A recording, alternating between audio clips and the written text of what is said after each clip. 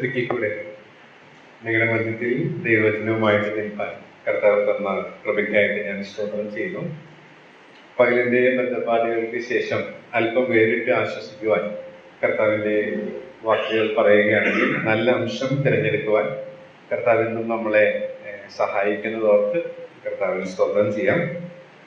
നിങ്ങൾ സ്ക്രീനിൽ കാണുന്നത് പോലെ ചില ആഴ്ചകൾ യൂദയുടെ ലേഖനത്തിൽ നിന്നുള്ള ചില സത്യങ്ങൾ നിങ്ങൾ ഓർപ്പിച്ചുണർത്തിക്കാം എന്നാണ് ഞാൻ ആഗ്രഹിക്കുന്നത്. കോവിഡ് കാലഘട്ടത്തിൽ ഞാൻ മനസ്സിലാക്കാൻ ശ്രമിച്ച ഒരു പുസ്തകമായിരുന്നു യൂദ. കഴിഞ്ഞ 5 മാസങ്ങളായിട്ട് ഞങ്ങളുടെ സഭയിൽ 10 ദിവസം എഴുതി 1 ലേഖനമായിരുന്നു ഞാൻ എടുത്തത്. അപ്പൊ അത് തന്നെ ഇവിടെ എടുക്കാം എന്ന് വിളിച്ചപ്പോൾ ഞാൻ ചിന്തിച്ചു. പക്ഷെ ഇപ്പോൾ എനിക്ക് കുറച്ച് ഒഴിവ് സമയങ്ങളുണ്ട്. അപ്പോൾ പുതിയൊരു കാര്യം പണ്ട് ചിന്തിച്ചതാണെങ്കിലും ഒന്നുകാടുത്തും ചുറ്റിയോടും കൂടെ ക്രമീകരിക്കാം എന്ന് വിചാരിച്ചാണ് യൂദയുടെ ലേഖനത്തിലേക്ക് ഞാൻ തിരിഞ്ഞു. അപ്പോൾ ഈ ലേഖനത്തിന്റെ വിശദമായ ഒരു പഠനത്തിനുള്ള പ്രാപ്തിയൊന്നും എനിക്കില്ല. എന്നാൽ എൻ്റെ ഒരു രീതി അനുസരിച്ച് ഈ ലേഖനത്തിലൂടെ ദൈവത്തിന്റെ ആത്മാവ് എന്നോട് സംസാരിക്കുന്നത് അത് നമ്മുടെ ആശ്വാസത്തിനും ആത്മീക വർധനവിനും അതുപോലെ തന്നെ പ്രബോധനത്തിനുമായിട്ടുള്ളത് ഉണ്ട്. അത് കണ്ടെത്തുക, അതിൽ സന്തോഷിക്കുക, അതനുസരിക്കുക എന്നുള്ളതാണ് ഞാൻ ഇഷ്ടപ്പെടുന്ന ഒരു ശൈലി.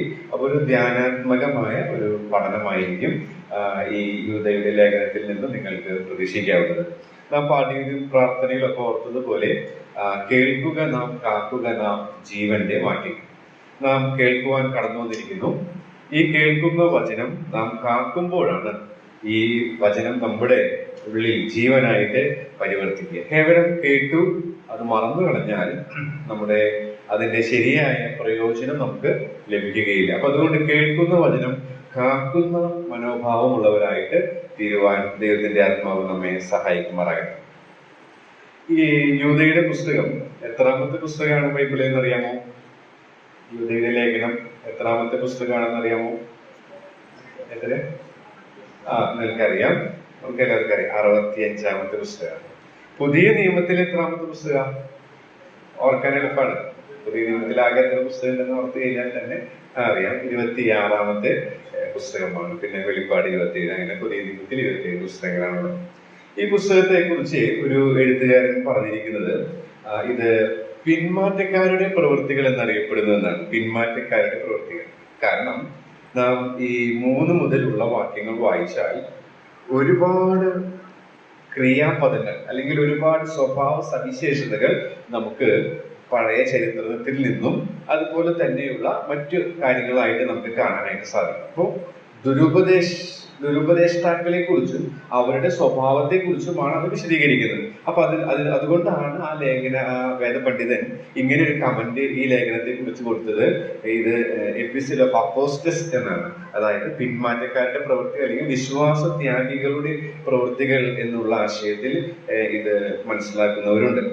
വേറൊരു കർത്തൃദാസൻ ഇതിനെ കുറിച്ച് പറഞ്ഞിരിക്കുന്നത് പുതിയ നിയമത്തിലെ ന്യായാധിപന്മാരുടെ പുസ്തകമാണ് യൂദയുടെ ലേഖനം എന്നാണ്. ഇതൊക്കെ നിങ്ങൾക്ക് അറിവുള്ളതായിരിക്കും. ഞാനൊരു പഠനം എന്നുള്ള നിലയിൽ ജസ്റ്റ് ഒന്ന് പറഞ്ഞു പോകുന്നു എന്ന് മാത്രമേ ഉള്ളൂ.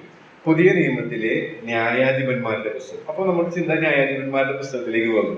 ന്യായാധിപന്മാരുടെ പുസ്തകത്തിലെ വിഷയം എന്താ അറിയാം അല്ലെ? ദൈവത്തെ ഉപേക്ഷിച്ച് ദൈവജനം പോകും. അപ്പൊ അവരെ ദൈവത്തിലേക്ക് തിരികെ കൊണ്ടുവരാൻ കാലാകാലങ്ങളിൽ ദൈവം ന്യായാധിപന്മാരെ എഴുന്നേൽപ്പിക്കും. ഇതുപോലെ ദുരുപദേശം സഭയിലേക്ക് കടന്നു വന്ന് ദൈവജനം വിശ്വാസം ത്യാഗികളായി, വിശ്വാസം അഴലുന്നവരായിട്ട് തീരാൻ പോകുന്ന അപകടം മുന്നിൽ കണ്ടുകൊണ്ട് അങ്ങനെയുള്ളവർ സഭയിൽ നുഴഞ്ഞു കയറി, അങ്ങനെയുള്ള പ്രയോഗങ്ങൾ പലതും ഇവിടെ കാണാനായിട്ട് സാധിക്കും. അങ്ങനെയുള്ള അപകടം മുന്നിൽ കണ്ടുകൊണ്ട് ദൈവത്തിങ്കിലേക്ക് ജനത്തെ തിരിക്കാൻ തൂലിക അതിശക്തമായി ചലിപ്പിച്ചിരിക്കുന്നതായിട്ട് ഈ ലേഖനം വായിക്കുമ്പോൾ നമുക്ക് മനസ്സിലാക്കാനായിട്ട് സാധിക്കും. അപ്പോൾ ഒരു കമന്റേറ്റർ പറഞ്ഞിരിക്കുന്നത് ഇങ്ങനെയാണ്: പുതിയ നിയമത്തിലെ ന്യായാധിപന്മാരുടെ പുസ്തകമാണ് ഈ പുസ്തകം എന്നുള്ളതാണ്. ഇനി അപ്പോൾ ഇത്രയും കാര്യങ്ങൾ ആമുഖമായിട്ട് ഒന്ന് പറഞ്ഞെന്ന് മാത്രം. അടുത്തത് നമുക്കറിയാം ഈ ലേഖനങ്ങളുടെ ക്രമം, തിരുവഴുത്തിലെ ലേഖനങ്ങളുടെ ക്രമം നമുക്കറിയാം.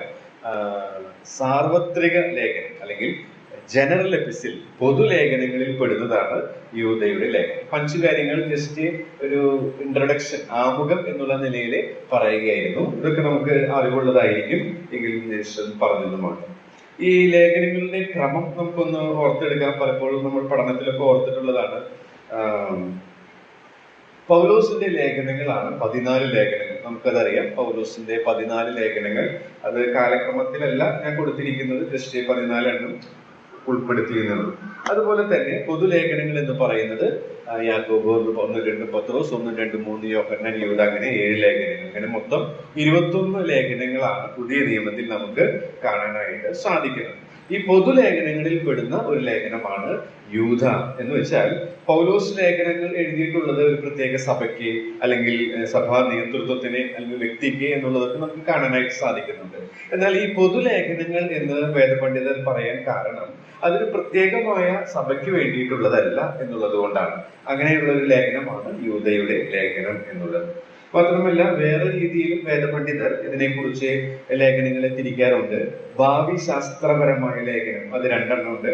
ഇത് ഞാൻ കോട്ട് ചെയ്തിട്ടുള്ള ഒരു എഴുത്തുകാരന്റെ കാഴ്ചപ്പാടിലാണ്.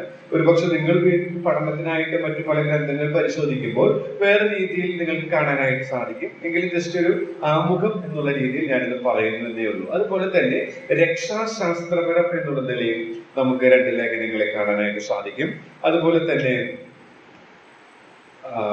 പ്രതിവാദപരം, അതായത് അപ്പോളജറ്റിക്സ് എന്നുള്ള നിലയിൽ അതിൽ ഉൾപ്പെടുന്നതാണ് യൂദയുടെ ലേഖനം. ദുരുപദേശകന്മാർക്കെതിരെ ശക്തമായ രീതിയിൽ നിൽക്കണം ഒരു ദൈവസഭ എന്നുള്ള നിലയിലുള്ള കാര്യങ്ങളാണ് അവിടെ നമുക്ക് കാണാനായിട്ട് സാധിക്കുന്നത്.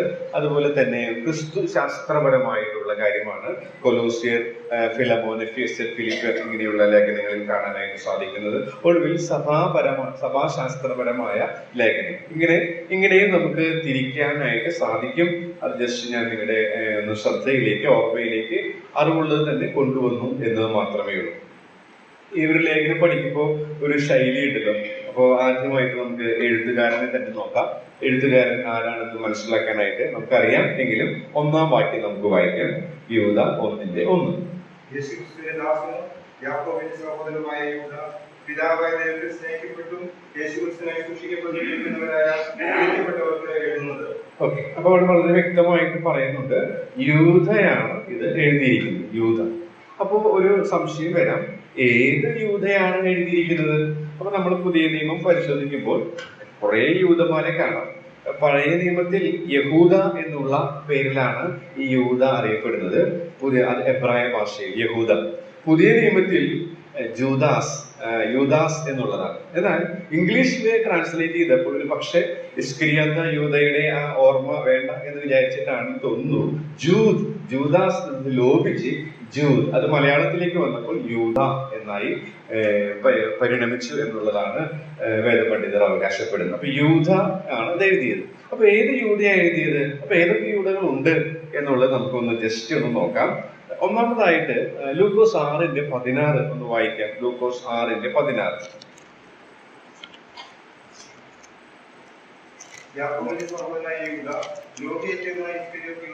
ഓക്കെ, അപ്പൊ ഇസ്കറിയോത്ത യൂദ, ദ്രോഹി, നാശയോഗ്യൻ എന്നുള്ളതൊക്കെ നാം വായിക്കുന്നുണ്ട്. അവനെ കുറിച്ച് ഓർക്കുമ്പോൾ, അദ്ദേഹത്തെ കുറിച്ച് ഓർക്കുമ്പോൾ നമുക്ക് ഒരു പാഠം പഠിക്കാനുള്ളത്, ഈ ഗുരുവിന്റെ പിന്നാലെ നടന്നിട്ടും അവൻ മാനസാന്തരപ്പെട്ട് തിരിച്ചു വരുവാൻ അവന് സാധിച്ചില്ല എന്നുള്ളതാണ്. അപ്പൊ നമ്മുടെ ജീവിതത്തിൽ ഒരു അപകടം അതിലുണ്ട്. കാരണം നാം എത്രയോ തവണ പ്രാർത്ഥനയിൽ പ്രിയ സഹോദരൻ ഓർത്തു, അനേക തവണ വചനങ്ങളൊക്കെ കേൾക്കുന്നുണ്ട്. ഓരോ തവണ വചനം കേൾക്കുമ്പോഴും ഞാൻ ചിന്തിക്കുന്നത് ഇങ്ങനെയാണ്, ഇന്ന് കേട്ട വചനത്തിന്റെ മുമ്പാകെ, ഞാൻ ഒരു നാൾ കർത്താവിന്റെ മുമ്പാകെ നിൽക്കുമ്പോൾ ഇന്ന് കേട്ട വചനത്തോട് ഞാൻ എന്ത് ചെയ്തു എന്നുള്ളത് കർത്താവ് ചോദിക്കും. അങ്ങനെ ഇന്ന് കേട്ട വചനത്തോട് കർത്താവ് എന്നോട് ചോദിക്കുമ്പോൾ, എന്ത് ചെയ്തു എന്ന് ചോദിക്കുമ്പോൾ, ഞാൻ അതിനെ കാക്കുന്നില്ലെങ്കിൽ, വെറുതെ കേട്ടു പോയിട്ടുണ്ടെങ്കിൽ അതിൻ്റെതായ തക്കതായ പരിണിതഫലം അവിടെ അനുഭവിക്കും. ഈ ലോകത്തിൽ നമ്മൾ അനുഭവിക്കും, അവിടെയും അനുഭവിക്കും. അപ്പൊ ഓരോ പ്രാവശ്യവും ദൈവത്തിന്റെ വചനം കേൾക്കുമ്പോൾ അത് വലിയവനെന്നോ ചെറിയവനെന്നോ വ്യത്യാസമില്ല. കർത്താവ് ഇന്ന് കേട്ട ഈ വചനത്തോട് ഉള്ള എന്റെ പ്രതികരണം എങ്ങനെയാണ്? നിന്റെ മുമ്പിൽ ഞാൻ നിൽക്കുമ്പോൾ ആ കർത്താവിന്റെ ന്യായാസനത്തിന് മുമ്പാകെ നിൽക്കുമ്പോൾ ഈ വചനത്തോട് ഞാൻ എങ്ങനെ പ്രതികരിച്ചു എന്നുള്ളത് കണക്ക് എനിക്ക് എങ്ങനെ നൽകാനായിട്ട് സാധിക്കും എന്ന് നമ്മൾ ചിന്തിക്കുന്നതല്ലാതെ യൂദയ്ക്ക് അത് സാധിച്ചില്ല. കെട്ട് ഞാന് ചത്ത് കളയാനായിട്ട് ഇടയായിട്ട് തീരും. ഒരു ഒരു പ്രസംഗി തമാശയിൽ പറഞ്ഞിരിക്കുന്നത് ഇങ്ങനെയാണ്, ഈ അദ്ദേഹത്തിന്റെ ധാരണ, ഒരു പഴയ അപ്പച്ചന്റെ ധാരണ, ഈ യൂദയാണ് ഈ ലേഖനം, ഇസ്കരിയോത്ത യൂദയാണ് ഈ ലേഖനം എഴുതിയതെന്നാണ്. അദ്ദേഹം അതിന് പറയാൻ കാരണം എന്ന് പറയുന്നത്, ഈ കെട്ടിഞ്ഞാന്ന് ചത്തുപോയത് കൊണ്ട് ഈ ലേഖനം വിശദമായിട്ട് ഇനിയും എഴുതാനായിട്ട് സാധിച്ചില്ല. അതുകൊണ്ടാണ് ഈ ലേഖനം ചുരുങ്ങിപ്പോയത്. അതുകൊണ്ട് അദ്ദേഹത്തിന് അറിയാവുന്ന ഒരു യൂദ ഇസ്കരിയോത്ത യൂദ ആയതുകൊണ്ട് ഇസ്കരിയോത്ത യൂദയാണ് ഈ ലേഖനം എഴുതിയത്.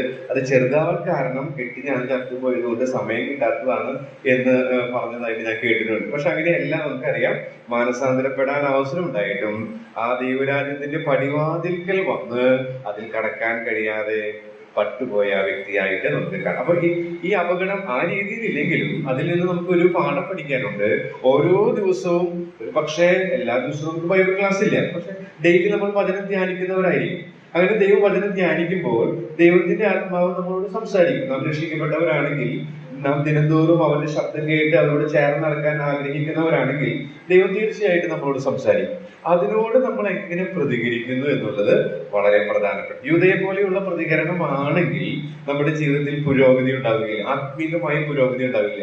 കാലങ്ങൾ കഴിയുന്നു നമ്മള് LKG ലെവലിലെ സഭയിലെ നമ്മൾ രക്ഷിക്കപ്പെട്ടപ്പോൾ LKG ലെവലിൽ നമ്മളിപ്പോൾ വിദ്യാഭ്യാസ മേഖലയോട് ഉപമിക്കുകയാണെങ്കിൽ, രക്ഷിക്കപ്പെട്ടപ്പോൾ നമ്മൾ LKG അറിയാം, നഴ്സറി ക്ലാസ്.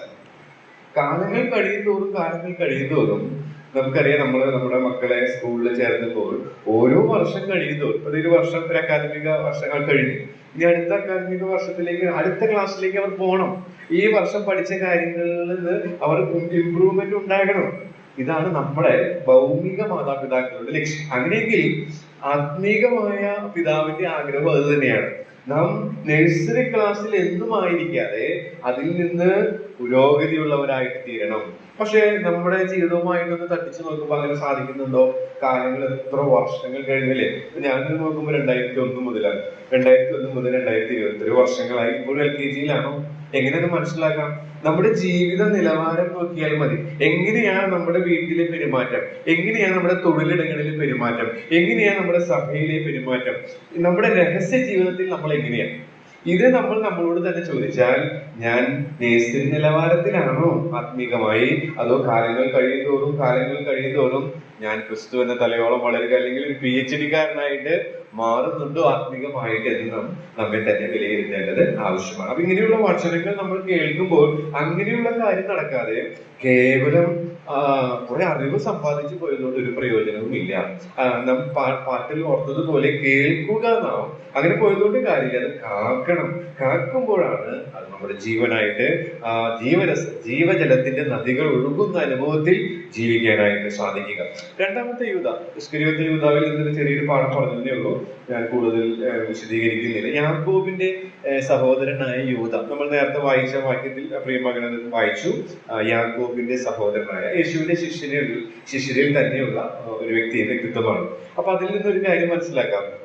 അന്നുകാലത്തെ പോപ്പുലർ ആയിട്ടുള്ള ഒരു പേരായിരുന്നു ഈ പേര്.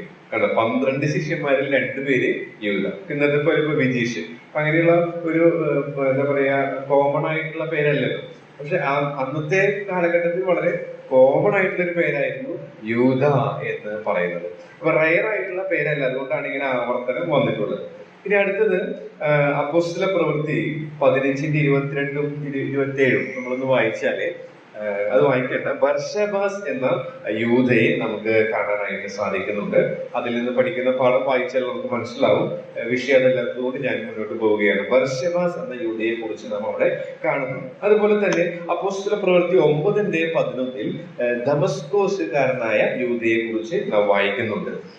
ഒടുവിലായിട്ട് മർക്കോസ് 6:3 യാക്കോബിന്റെയും യേശുവിന്റെയും സഹോദരനായ യൂദയെ നമുക്ക് കാണാം.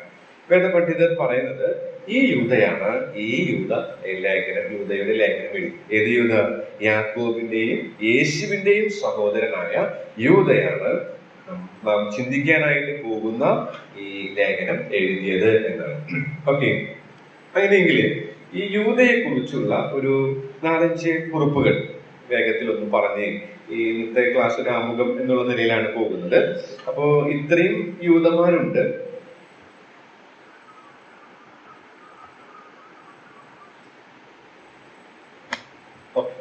ഇത്രയും യൂതന്മാരെ കുറിച്ചാണ് നമ്മൾ കാണുന്നത്. ഒരു പക്ഷേ ഇതിൽ കൂടുതൽ നിങ്ങൾക്ക് കണ്ടെത്താൻ കഴിഞ്ഞേക്കാം.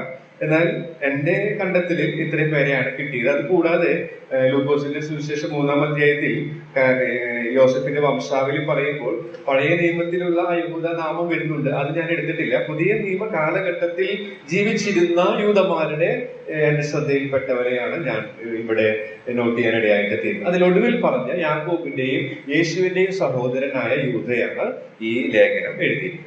ഇനി ഈ യൂദയുടെ ക്യാരക്ടർ എന്നെ അട്രാക്ട് ചെയ്തു. അതാണ് ഈ ലേഖനത്തിലേക്ക് വരാനായിട്ടുള്ള ഒരു പല കാരണങ്ങളിൽ ഒരു കാരണം എന്ന് പറയുന്നത്. ഓക്കെ, അപ്പൊ യൂദയുടെ ഒന്നാമത്തെ പ്രത്യേകത അവന്റെ പേര് തന്നെയാണ്. നമുക്കറിയാം പഴയ നിയമത്തിലെ പേരുകളൊക്കെ ഇടുന്നത് വളരെ അർത്ഥവത്താണ്.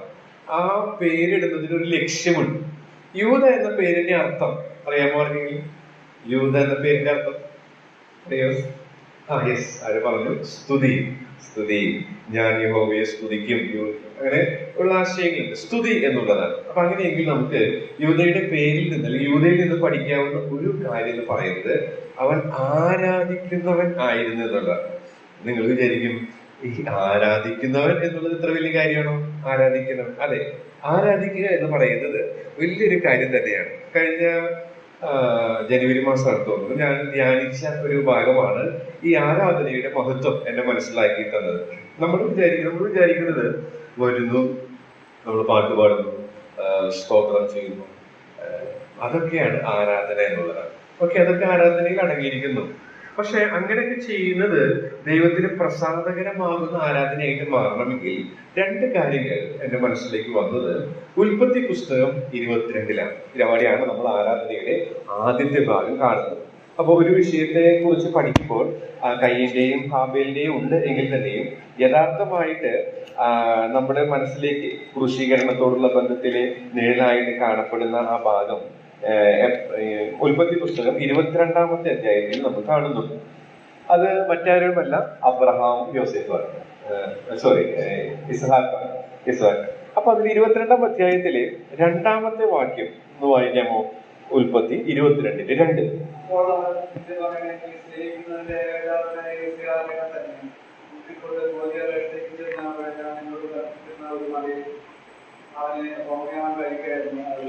ഹോമയാഗം കഴിഞ്ഞ നമ്മുടെ നിന്ന് ഭാഷയിൽ പറഞ്ഞാൽ ആരാധിക്കുക.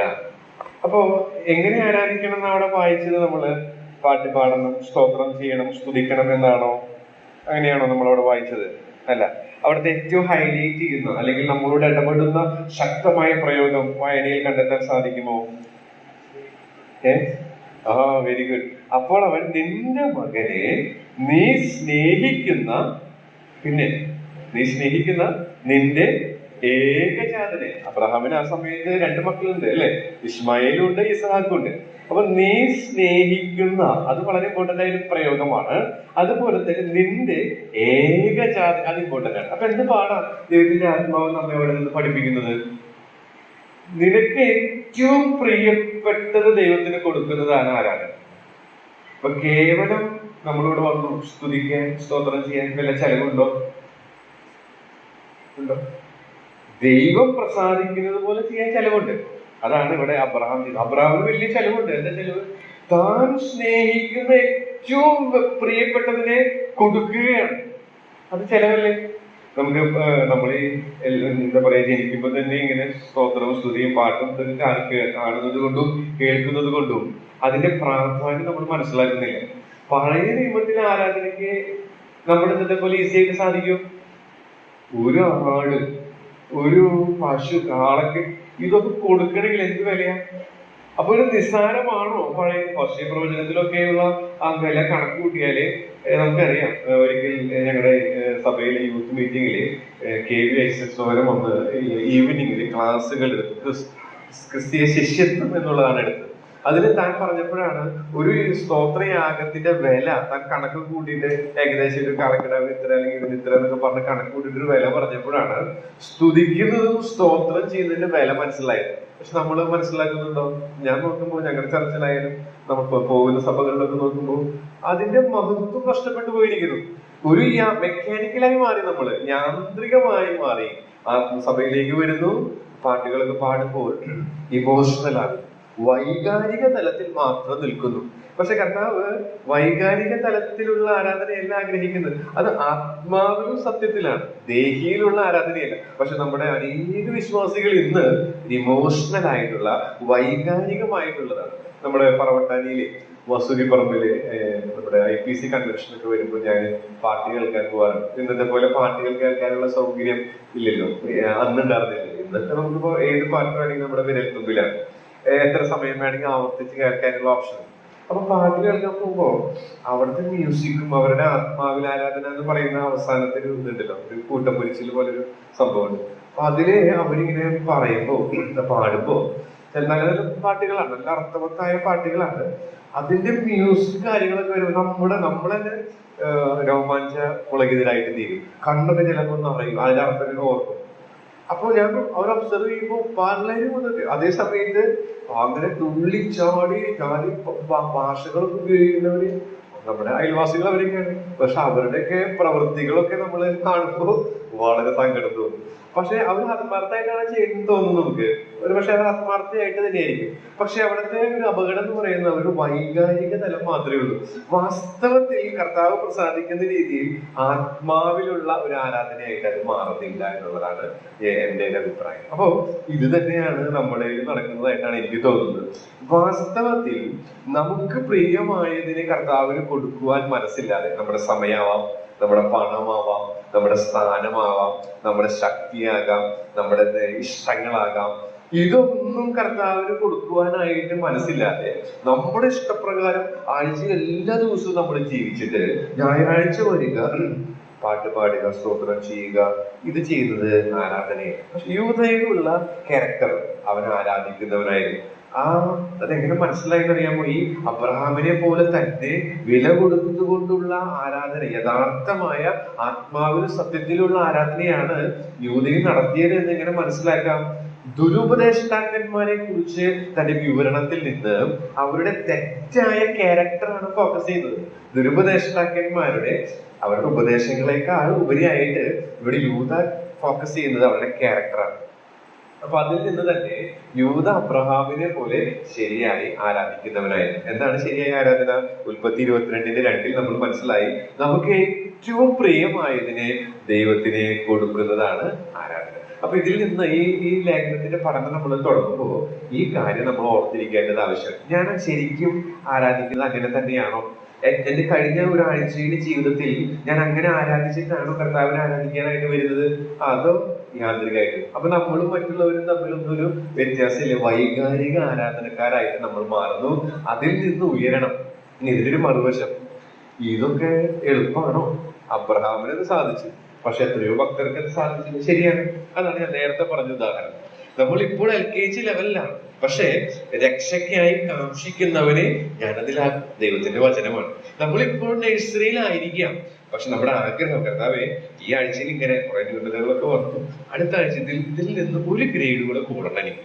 അങ്ങനെ കാലങ്ങൾ കഴിയും തോറും ദൈവം പ്രസാദിക്കുന്ന ആരാധനക്കാരായിട്ട് നമ്മൾ മാറണം, യൂദയെ പോലെ. അപ്പൊ ഒന്നാമത്തെ പാഠം അതാണ്, യൂദ ആരാധിക്കുന്നവനായി. എങ്ങനെ മനസ്സിലാക്കാം? അവന്റെ പേരിന്റെ അർത്ഥം തന്നെ അത് വെളിവാക്കുന്നത്. ഇനി രണ്ടാമത്, ജനുവരി മാസത്തിലെ ആരാധനയുടെ ധ്യാനിച്ചുകൊണ്ടിരുന്നപ്പോൾ ഈ ആരാധനയോടുള്ള ബന്ധത്തിൽ ഒരു കാര്യം കൂടെ മനസ്സിലേക്ക് വന്നു. അതുകൂടെ ഒന്ന് പറഞ്ഞിട്ട് മുന്നോട്ട് പോകാമെന്ന് വിചാരിക്കുന്നു. 2 ശമൂവേൽ 24:24. 2 ശമൂവേൽ 24:24.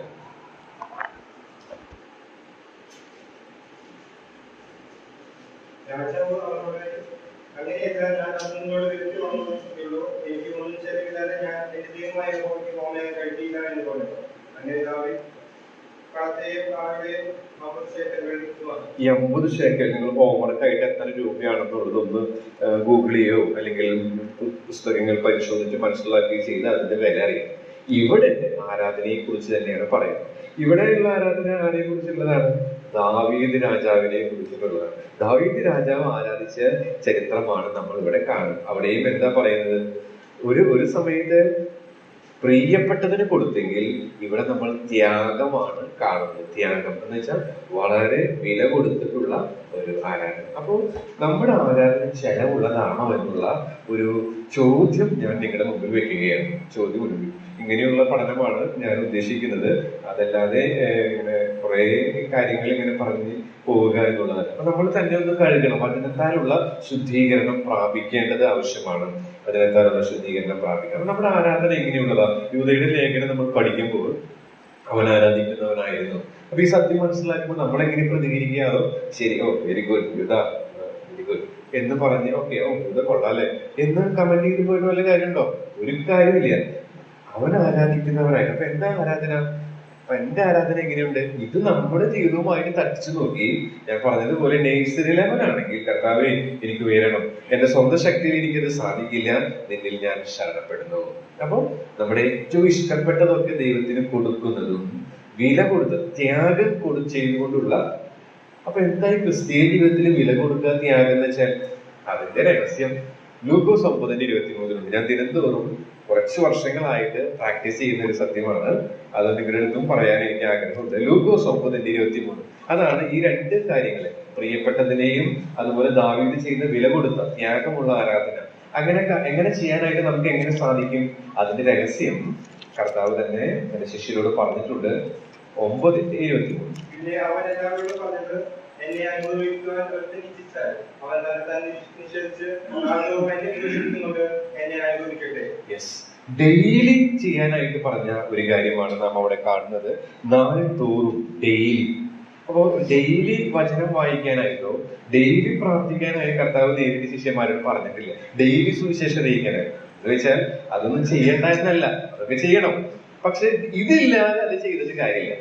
അതാണ് ഞാൻ പറയാനായിട്ട് ആഗ്രഹിക്കുന്നത്. കർത്താവ് ഡെയിലി ചെയ്യാൻ പറഞ്ഞ ഈ കാര്യം നമ്മൾ അവഗണിച്ചിട്ട് മറ്റെന്ത് ചെയ്തിട്ടും ഒരു പ്രയോജനമില്ല. എന്താ അവിടെ പറഞ്ഞത് കർത്താവ്? നാൾതോറും. കർത്താവിന്റെ ക്രൂശല്ല, അതൊരിക്കലും എന്നേക്കുമായി കർത്താവ് അനുഭവിച്ചു. അതിന്റെ ഗുണഭോക്താക്കളാണ് ഞാനും നിങ്ങൾ. എന്നാൽ തന്റെ ക്രൂശ്, നമ്മുടെ ക്രൂശ് എടുത്തുകൊണ്ട് തന്നെ.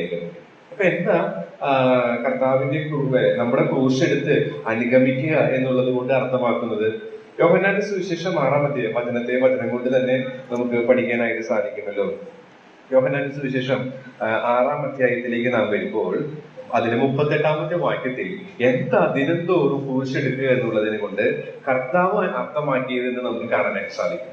6:38 ഞാൻ എന്റെ ഇഷ്ടമല്ല, എന്നെ അയച്ചവന്റെ ഇഷ്ടമത്രേ ചെയ്യുവാൻ ഇറങ്ങി വന്നിരിക്കുന്നു. ഓക്കെ, സിമ്പിൾ ആയിട്ട് നാൾതോറും തന്റെ ക്രൂശെടുക്കുക എന്നുള്ളതിന്റെ മനോഹരമായ വ്യാഖ്യാനമാണ് നമുക്ക് ഇവിടെ കാണാനായിട്ട് സാധിക്കുന്നത്.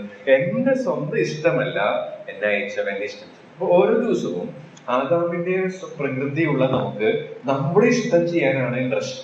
നമ്മുടെ താല്പര്യങ്ങൾ, നമ്മുടെ ആഗ്രഹങ്ങൾ, ഇത് ഏത് വിധേനയും നിറവേറണം, നടപ്പിലാക്കണം എന്നാണ് നമ്മുടെ ആഗ്രഹം. എന്നാൽ അത് എന്റെ ഇഷ്ടമല്ല, നിന്റെ ഇഷ്ടം. അത് അങ്ങനെ ഡെയിലി ജീവിക്കുമ്പോൾ ഈ അബ്രഹാമിനെ പോലെയും ദാവീദിനെ പോലെയും നമുക്ക് ശരിയായ ആരാധനക്കാരായിട്ട് തീരാനായിട്ട് സാധിക്കും. അപ്പൊ നമ്മുടെ ആരാധന എങ്ങനെ ഇരിക്കുന്നു എന്നുള്ളത് നമ്മൾ ഒന്ന് ഈ എഴുത്തുകാരിൽ നിന്ന് പഠിക്കുന്ന ഒന്നാമത്തെ പാഠം. രണ്ടാമത്തെ കാര്യം താഴ്മയുള്ളവൻ എന്നുള്ളതാണ്. താഴ്മയുള്ളവൻ 1-ാം വാക്യത്തിൽ തന്നെ നമുക്കത് കാണാനായിട്ട് സാധിക്കും. എങ്ങനെ അത് മനസ്സിലാക്കാം? യൂദ, ഈ എഴുത്തുകാരൻ താഴ്മയുള്ളവനായിരുന്നു. എങ്ങനെ അത് മനസ്സിലാക്കാം? 1-ാം വാക്യത്തിൽ തന്നെ അതിന്റെ ക്ലൂ ഉണ്ട്. നിങ്ങൾക്കൊന്ന് നിരീക്ഷിക്കാൻ സാധിക്കുമോ? എങ്ങനെയാണ് ഇത്? അത് എന്റെ എന്തെങ്കിലും ആശയമാണോ, അത് വചനം പറയാത്ത ആശയമാണോ ഞാൻ പറയുന്നത്? 1-ാം വാക്യം തന്നെ നമുക്കത് വെളിപ്പെടുത്തുന്നുണ്ട്. ദാസൻ. അപ്പൊ യേശു ക്രിസ്തുവിന്റെ ദാസൻ, ഇംഗ്ലീഷിൽ ജൂഡ് എ ബോണ്ട് സെർവന്റ്. അപ്പൊ അടിമ, വെറും ദാസനല്ല, അടിമ. അപ്പൊ ഇത് അന്നത്തെ ഓഡിയൻസിന് പെട്ടെന്ന് ക്യാച്ച് ചെയ്യും. നമുക്കിപ്പോ ഒരു ദാസൻ, അടിമ എന്ന് പറഞ്ഞാൽ ക്യാച്ച് ചെയ്യും. അങ്ങനെ നമ്മൾ കാണുന്നില്ല. നമുക്ക് നമ്മുടെ തലമുറയിൽ ഈ കുട്ടികളോട് ചോദിച്ചു വിലയേറിയ ദാസൻ എന്നൊക്കെ പറയുമ്പോൾ വലിയ ഉയർന്ന പദവിയാണ്. ചാണ്ടക്കുള്ള സ്വരം കർത്താവിന്റെ വിലയേറിയ ദാസൻ എന്ന് പറയും. അപ്പൊ നമ്മുടെ തലമുറയിലുള്ള അല്ലെങ്കിൽ ഈ കാലഘട്ടത്തിലെ കൊച്ചുങ്ങളോട് ചോദിച്ചു കഴിഞ്ഞാൽ ദാസൻ എന്ന് വെച്ചാൽ വലിയ സ്ഥാനം എന്നുള്ള ആശയമായിരിക്കും അവരുടെ മനസ്സിലേക്ക് വരിക. എന്നാൽ അക്കാലത്ത് റോമൻ ഭരണകൂടത്തിന്റെ കീഴിൽ ആയിരിക്കുമ്പോൾ അന്നത്തെ തലമുറയ്ക്ക് കൃത്യമായിട്ട് അറിയാം ഒരു ദാസൻ എന്ന് പറയും. അപ്പൊ ആ പ്രയോഗത്തിൽ നിന്ന് തന്നെ തന്റെ നേച്ചർ നമുക്ക് മനസ്സിലായി. അവൻ വളരെയണം, ഞാൻ കുറയണം എന്നുള്ള പോലെ താഴ്മയുള്ള ഒരു ക്യാരക്ടറായിരുന്നു നമുക്ക് ഈ യൂദയിൽ കാണാനായിട്ട് സാധിക്കും. കർത്താവ് ഇത് വളരെ വിലമതിക്കുന്ന ഒരു വിശേഷമാണ്, ഒരു ക്യാരക്ടറാണ് താഴ്മ. മത്തായി സുവിശേഷം 8-ാം അധ്യായത്തിന്റെ 5-ാമത്തെ വാക്യത്തിലേക്ക് നാം വരുമ്പോൾ കർത്താവിനെ അത് അതിശയിപ്പിച്ച ക്യാരക്ടറായിരുന്നു. മത്തായി സുവിശേഷം 8-ാം അധ്യായത്തിന്റെ 5-ാമത്തെ വാക്യം വായിക്കാം. കർത്താവേ, എന്റെ ഭാര്യക്കാരൻ പക്ഷപാതം പിടിച്ച് കഠിനമായി വേദനപ്പെട്ട് വീട്ടിൽ കിടക്കുന്നു എന്ന് അപേക്ഷിച്ചു പറഞ്ഞു. അവൻ അവനോട്, ഞാൻ വന്ന് അവനെ സൗഖ്യമാക്കും എന്ന് പറഞ്ഞു. അതിന് ശതാധിപൻ, കർത്താവേ, നീ എന്റെ പുറത്തിറക്കു വരുവാൻ ഞാൻ യോഗ്യനല്ല. ഒരു വാക്ക് മാത്രം കൽപ്പിച്ചാൽ എന്റെ ഭാര്യക്കാരന് സൗഖ്യം വരും. ശരി, ഇതിൽ നിന്ന് മനസ്സിലാക്കാൻ സാധിക്കുക 8-ാം വാക്യത്തിൽ അവന്റെ പ്രതികരണത്തിൽ നിന്ന് അവന്റെ താഴ്മ മനസ്സിലാക്കാം. 8-ാം വാക്യത്തിൽ എന്താ വായിച്ചത്? നീ എന്റെ പുരയ്ക്കകത്ത് വരുവാൻ ഞാൻ യോഗ്യൻ. ആരത് പറയണേന്ന് അറിയോ? ആരത് പറയണത്? 8-ന്റെ ശതാധിപൻ സെഞ്ചുറിയൻ. റോമൻ ആരുടെ കീഴിലാണോ ഈ ഇസ്രായേൽ മക്കൾ ആയിരിക്കുന്നത് അതിന്റെ ഉദ്യോഗസ്ഥനാണ് ഈ ശതാധിപൻ. അപ്പൊ ഒരു നിസ്സാരക്കാരനല്ല, 100 പട്ടാളക്കാരുടെ അധിപനാണ്. അവരാണ് യേശുവിനെ അന്ന് കാലത്തുള്ള യഹൂദ ജനത്തെ മുഴുവൻ ഭരിക്കുന്നത്. അപ്പൊ അത്ര പവർ ഉള്ള ഒരു മനുഷ്യനാണ്. ആ പവറുള്ള മനുഷ്യന്റെ ക്യാരക്ടർ എന്തായിരുന്നു? ഞാൻ യോഗ്യനല്ല. അത് താഴ്മയുടെ ചിത്രം നമ്മളെ മനസ്സിലേക്ക് കൊണ്ടുവരുന്നു. 10-ാമത്തെ വാക്യത്തിൽ കർത്താവിന്റെ പ്രതികരണം അത് നമ്മെ ചിന്തിപ്പിക്കുന്നതാണ്. 10-ാമത്തെ വാക്യം, അത് കേട്ടിട്ട് യേശു അതിശയിച്ചു. അപ്പൊ യൂദയിൽ കാണുന്ന ഒരു ക്യാരക്ടർ ഇത് നമ്മിലുണ്ടാവേണ്ടതാണ്. ആരാധിക്കുക എന്നുള്ളതിന്റെ അർത്ഥം ഞാൻ പറഞ്ഞു. കേവലം ഒന്നൊരു പാട്ട് പാടുക, പ്രാർത്ഥിക്കുക, സ്തോത്രം ചെയ്യുക എന്നുള്ളതല്ല. അത് വളരെ വിലയുള്ളതാണ്. ആ സെൻസിൽ നമ്മൾ എടുക്കണം. യാന്ത്രികമായിട്ട് ഇപ്പൊ മാറിപ്പോയി എന്നുള്ളത് സങ്കടകരമാണ്. എന്നാൽ തിരിച്ചു വരണം. താഴ്മയുള്ളവൻ എന്ന് പറയുമ്പോൾ അത് കർത്താവിനെ അതിശയിപ്പിക്കുന്ന ഒരു ക്യാരക്ടറാണ്. നമുക്കറിയാം, ഒരു വാഗ്ദത്തം ബൈബിളിലുണ്ട്. പാപം ചെയ്യാതെ ജീവിക്കാൻ നമുക്ക് സാധിക്കുമോ? റോമാലേഖനം 6-14 നാം ഇങ്ങനെ വായിക്കുന്നുണ്ട്. റോമർ 6-14 അത് വായിക്കുമ്പോൾ നമുക്കുള്ളൊരു വാഗ്ദത്തമാണ്. പക്ഷെ നമുക്ക് ഇഷ്ടപ്പെടുന്ന വാഗ്ദത്തം എന്ന് പറയുന്നത് യാചിപ്പിൻ എന്നാൽ നിങ്ങൾക്ക് കിട്ടും, മുമ്പ് അവിടെ രാജ്യനീതി അതൊരു ഇതൊക്കെ നിങ്ങൾക്ക് കിട്ടും. അങ്ങനെയുള്ള വാഗ്ദത്തങ്ങളാണ് നമ്മൾ കൂടുതൽ. ഞാൻ ഇത് ഒരു നാളും കൈവിടുകയില്ല, ഉപേക്ഷിക്കുകയില്ല, ഇങ്ങനെയുള്ള വാഗ്ദത്തങ്ങളാണ് നമുക്ക് കൂടുതൽ ഇൻട്രസ്റ്റ്. എന്നാൽ ഇവിടെ ഒരു വാഗ്ദത്തം നമുക്ക് കാണാം. റോമർ 6-14 നിങ്ങൾ ന്യായപ്രമാണത്തിനല്ല കൃപയ്ക്കത്രേ അധീനരാകുകയാൽ പാപം നിങ്ങളിൽ കർത്തൃത്വം നടത്തുകയില്ല. പാപം നിങ്ങളിൽ കർത്തൃത്വം നടത്തുകയില്ല എന്നുള്ളത് ഒരു വാഗ്ദത്തമാണ്. എന്താ അർത്ഥം? പാപം നമ്മിൽ ഭരണം നടത്തുകയില്ല, റൂൾ ഓവർ യു എന്നുള്ളതാണ്. അപ്പൊ റൂൾ ചെയ്യില്ല, പാപം നമ്മുടെ മേൽ ഭരണം നടത്തുകയില്ല. ഇതൊരു വിശ്വാസികൾക്കുള്ള വാഗ്ദത്തമാണ്. ഓക്കെ, പക്ഷെ കണ്ടീഷൻ ഉണ്ട്. എല്ലാ വാഗ്ദത്തവും കണ്ടീഷനുകളാണ്. യാചിപ്പിൻ, അതാണ് കണ്ടീഷൻ. അപ്പൊ നിങ്ങൾക്ക് കിട്ടും എന്നുള്ളത് വാഗ്ദത്തമാണ്. അതിന്റെ കണ്ടീഷൻ യാചിപ്പിൻ. മുമ്പേ അവന്റെ രാജ്യനീതി അന്വേഷിപ്പിൻ, അതോടുകൂടി ഇതൊക്കെ നിങ്ങൾക്ക് കിട്ടും. അപ്പൊ ഇതൊക്കെയും കിട്ടുമെന്നുള്ളത് വാഗ്ദത്തമാണ്. അതിന്റെ കണ്ടീഷനാണ് മുമ്പേ അവന്റെ രാജ്യവും നീതി അന്വേഷിപ്പിൻ എന്നത്. ഇതുപോലെ തന്നെയുള്ള ഒരു വാഗ്ദത്തമാണിത്. നിങ്ങൾ ന്യായപ്രമാണത്തിനല്ല കൃപയ്ക്കത്രേ അധീനരാകയാൽ പാപം നിങ്ങളിൽ കർത്തൃത്വം നടത്തുക. അപ്പൊ പാപം ഭരണം നടത്തില്ല നമ്മിൽ. പക്ഷെ നമ്മിൽ പാപം ഭരണം നടത്തുന്നില്ലേ? നമ്മുടെ ജീവിതത്തിൽ പരിശോധിച്ചു, ഇന്നത്തെ ഒരു ജീവിതത്തിൽ ഒന്ന് പരിശോധിച്ചു, ആരോടും എഴുതി കൊണ്ടുവരാനോ അല്ലെങ്കിൽ എഴുന്നേറ്റ് പറയാനോ അങ്ങനെയുള്ള അസൈൻമെന്റ് ഒന്നും ഇല്ല. നമ്മൾ തന്നെ വിലയിരുത്തിയാൽ മതി. ഇന്നത്തെ ഒരു 24 മണിക്കൂർ കഴിഞ്ഞു പോയ മണിക്കൂറുകളൊന്നും വിലയിരുത്താം. നാം പാപം ഭരണം നടത്താത്ത ജീവിതമാണോ നമ്മൾ നയിച്ചത്? ഞാൻ പറയുന്നത് അല്ലല്ല, തെറ്റുകളൊക്കെ വന്നു പോയിട്ടുണ്ട്. അപ്പൊ നമ്മൾ ശുദ്ധീകരണം പ്രാപിച്ചാണ് ഇവിടെ നിൽക്കുക, അല്ലെങ്കിൽ നമ്മൾ ദൈവസന്നിധിയിൽ വന്നിരിക്കുന്നത്. അപ്പൊ എന്തുകൊണ്ടാ ഈ വാഗ്ദത്തം നമുക്ക് പാലിക്കാനായിട്ട് അവകാശമാക്കാൻ സാധിക്കാതെ പോകുന്നത്? അവിടെ നമ്മൾ പറയുന്ന ഒരു ഹൈലൈറ്റ് ചെയ്ത പദം, അത് ഏതാ പദം എന്നറിയാമോ? 14-ാം വാക്യത്തില് വളരെ ഇമ്പോർട്ടന്റ് ആയിട്ടൊരു വാക്കുണ്ട്. അതേതാണെന്നറിയോ? കൃപ, ഗ്രേസ്. ഈ കൃപ, നിങ്ങൾ ന്യായപ്രമാണത്തിനല്ല കൃപയ്ക്കത്രേ. അപ്പോ കൃപയിൻ കീഴിലാണെങ്കിൽ മാത്രമേ, അല്ലെങ്കിൽ കൃപ നമുക്ക് ലഭിച്ചിട്ടുണ്ടെങ്കിൽ മാത്രമേ പാപം നമ്മിൽ ഭരണം നടത്താതിരിക്കുള്ളൂ. അപ്പൊ ഒരു കാര്യം അവിടെയുണ്ട്. ഈ ആർക്കാണ് ഈ കൃപ ലഭിക്കുക? 1 പത്രോസ് 5 വരുമ്പോൾ, ഞങ്ങൾ പത്രോസിന്റെ ലേഖനം പഠിച്ചപ്പോൾ അത് ചിന്തിക്കാൻ ഇടയായിട്ട് തീർന്നു. പത്രോസ് എഴുതിയ 1-ാമത്തെ ലേഖനം 5-ാം അധ്യായത്തിലേക്ക് ഒന്ന് വന്നാൽ അവിടെ ആർക്കാണ് ദൈവം കൃപ കൊടുക്കുന്നത്? കാരണം സദൃശവാക്യത്തിലും അത് നമുക്ക് കാണാനായിട്ട് സാധിക്കുന്നുണ്ട്. 1 പത്രോസ് 5-ന്റെ 5-ാമത്തെ വാക്യം, അവസാനത്തെ വരി.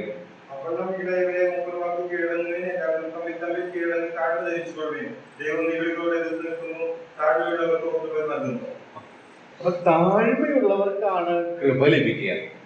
കൃപ ലഭിച്ചെങ്കിൽ മാത്രമേ പാപം ഭരണം നടത്താത്ത ജീവിതം നയിക്കൂ.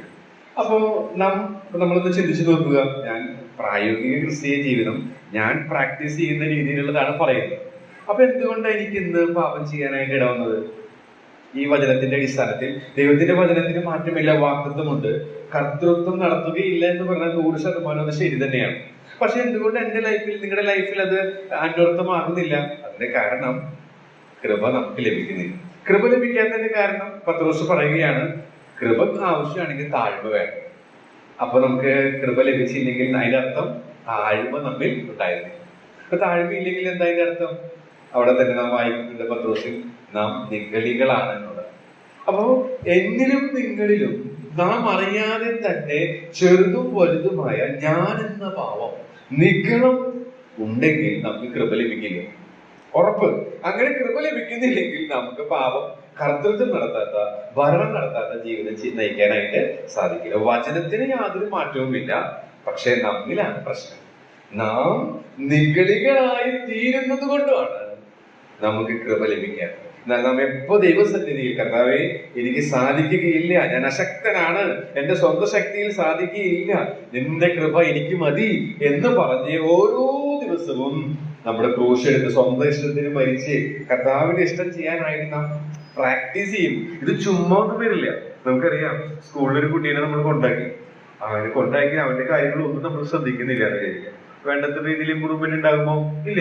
പിന്നെ എങ്ങനെ ഇമ്പ്രൂവ്മെന്റ് ഉണ്ടാവാം? ആ കുട്ടി സ്കൂളിൽ നമ്മളാക്കി, ആ കുട്ടി വരുമ്പോൾ നമ്മൾ അവന് കാര്യങ്ങളൊക്കെ ചോദിച്ചറിഞ്ഞു, അവന് ഇപ്പൊ അതാത് ക്ലാസ്സിൽ പഠിക്കുന്ന കാര്യങ്ങൾ ഗ്രഹിക്കുന്നുണ്ടോ നമ്മൾ വിലയിരുത്തി, അങ്ങനെ നമ്മൾ അവന്റെ പിന്നിൽ നിന്ന് അവനെ പരിശീലിപ്പിക്കുമ്പോഴാണ്, അതിപ്പോ ഒരു മാതാപിതാക്കളാവാം അല്ലെങ്കിൽ കോച്ചിങ് സെന്ററുകളാവാം, അങ്ങനെ പ്രാക്ടീസ് ചെയ്യുമ്പോഴാണ് അവന് പുരോഗതി ഉണ്ടാവും. ഇത് തന്നെ ആത്മീയ മേഖലയിലും ഈ സത്യങ്ങളൊക്കെ നമ്മൾ കേട്ടു. ഓക്കെ, പാപം ഭരണം നടത്താത്ത ജീവിതം, ദിനത്തോറും ക്രൂശ് എടുക്കണം, ഇതൊക്കെ കേട്ടിട്ട് ഡെയിലി നമ്മൾ മനഃപൂർവ്വം അത് പ്രാക്ടീസ് ചെയ്യണം. അങ്ങനെ പ്രാക്ടീസ് ചെയ്യുമ്പോൾ മാത്രമേ നമ്മൾ പുരോഗതി ഉണ്ടാവുള്ളൂ. ഇതൊക്കെ നമ്മുടെ ജീവിതത്തിന്റെ ഭാഗമായിട്ട് മാറും. അല്ലെങ്കിൽ ഇതൊക്കെ വെറും തത്വങ്ങളായിട്ട് രസിച്ച് നമ്മൾ മാർക്ക് ഇട്ട് പോകും. അതുകൊണ്ട് ഒരു പ്രയോജനം നമുക്ക് ലഭിക്കില്ല, ജീവിതത്തിന്റെ നിലവാരം വരില്ല. 10 വർഷം മുൻപ് തോറ്റ അതേ പാപത്തിൽ തന്നെ ഇപ്പോഴും നമ്മൾ തുടരായിരിക്കും. ഇപ്പൊ ഉദാഹരണം പറഞ്ഞ കോപാന്ന് വിചാരിക്കാം. പണ്ട് ചെറിയ കാര്യത്തിൽ വരെ ഭയങ്കര കോപാണ്. ഈ 15 വർഷമായി എല്ലാ ആഴ്ചയിലും വചന ശുശ്രൂഷ കിട്ടി, എല്ലാ ആഴ്ചയിലും എല്ലാ ദിവസവും വചനം ധ്യാനിച്ചു, ഒരു ഗുണവുമില്ല. എന്നെ തോൽപ്പിക്കുന്ന ആ പാപത്തെ ജയിക്കാൻ എനിക്ക് സാധിച്ചിട്ടില്ല.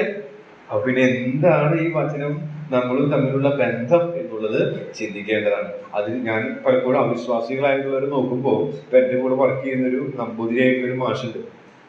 ആളുടെ ക്യാരക്ടറൊക്കെ നമ്മൾ അതിശയിപ്പിക്കും. ഇതുപോലെയുള്ള തത്വങ്ങളും കാര്യങ്ങളൊന്നും ഉപദേശങ്ങളൊന്നും അദ്ദേഹത്തിന് ലഭിക്കുന്നില്ല. പക്ഷെ ഒരു ക്രിസ്തു വിശ്വാസിയേക്കാൾ മികച്ചവനായിട്ട്, ഒരു ആവറേജ് വിശ്വാസിയേക്കാൾ മികച്ചവനായിട്ട് ജീവിക്കുന്നത് പോലെ പലപ്പോഴും തോന്നാറുണ്ട്. പക്ഷെ ദിനംതോറും ഇതൊക്കെ കേട്ട്, രാവിലെ പ്രാർത്ഥനയുണ്ട്, രാത്രി പ്രാർത്ഥനയുണ്ട്, അത് കൂടാതെ ഇപ്പൊ യൂട്യൂബിലും വാട്സപ്പിലും സോഷ്യൽ മീഡിയയിൽ എല്ലാം വരുന്ന ക്ലിപ്പുകൾ കേൾക്കുന്നുണ്ട്. അതിന് പോരാതെ ബൈബിൾ ക്ലാസ് ഉണ്ട്. ഇനി കൺവെൻഷനുകളൊക്കെ ഒരെണ്ണം പോലും വിടുന്നില്ല, എല്ലാത്തിനും സജീവ. പക്ഷെ ജീവിതത്തിന്റെ ക്വാളിറ്റി വരുന്നിട്ടുണ്ടോ? 10 വർഷം മുൻപ് ചിന്താകുലമുള്ളവരാണെങ്കിൽ ഇന്നും ഭാരങ്ങളും പ്രയാസങ്ങളും വരുമ്പോൾ ചിന്താകുലം തന്നെയാണ്. 10 വർഷം മുൻപ് ലൈംഗികപരമായ പാപങ്ങളിൽ തോൽപ്പിക്കപ്പെട്ടുകൊണ്ട് നിരന്തരം ജീവിച്ചിരിക്കുകയാണെങ്കിൽ ഇന്ന് അതിനേക്കാൾ മോശമാണ്. അങ്ങനെയെങ്കിൽ ഏത് തരത്തിലുള്ള വിശ്വാസമാണ് നമ്മിലുള്ളത്? നാം വിശ്വാസ ത്യാഗികളുടെ കൂട്ടത്തിലേക്കാണ് പോകുന്നത്. അങ്ങനെ ഒരു മുന്നറിയിപ്പാണ് ഈ ലേഖനത്തിലൂടെ നമുക്ക് കാണാനായിട്ട് സാധിക്കുന്നത്. അപ്പൊ ഈ പേരിന്റെ അർത്ഥം നമുക്ക് പഠിപ്പിക്കുന്നത് താഴ്മയുള്ളവരാണ്. മൂന്നാമത്തെ കാര്യം, ദൈവവചനത്താൽ നിറഞ്ഞവനാണ്.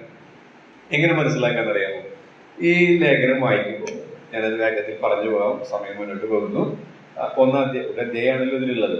അതിൽ 5, 6, 7, 11, 14 ഇങ്ങനെയൊക്കെയുള്ള വാക്യങ്ങൾ നിങ്ങളൊന്ന് വായിച്ചു നോക്കിയാല് പഴയ നിയമത്തില് ഒരുപാട് കാര്യങ്ങൾ ഇതിൽ കോട്ട് ചെയ്തിട്ടുണ്ട്.